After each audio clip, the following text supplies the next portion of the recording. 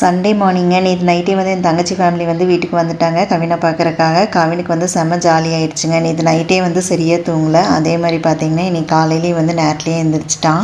எல்லாருமே இருந்தங்காட்டி இன்றைக்கி வந்து குக்கிங் வேலையும் வந்து ஏர்லியராகவே வந்து ஸ்டார்ட் பண்ணிட்டோங்க. என் தங்கச்சி வந்தானா எப்போவுமே வந்து எனக்கு ஹெல்ப் பண்ணிடுவா. எனக்கும் வந்து அப்பாட ஒரு அடிமை வேலை செய்கிற கிடச்சிட்டாங்க அந்த மாதிரி இருக்கும். மேக்ஸிமம் வந்து அவளே எல்லா வேலையுமே செஞ்சு கொடுத்துருவா. இன்றைக்கி லன்ச் 2 பேர் சேர்ந்து தான் ப்ரிப்பேர் பண்ணோம். இன்றைக்கி எங்கள் வீட்டில் என்ன ஸ்பெஷல்னு பார்த்தீங்கன்னா கவினுக்கு பிடிச்ச சிக்கன் பிரியாணியும் கவினுக்கு பிடிக்காத மட்டன் குழம்பும் தாங்க.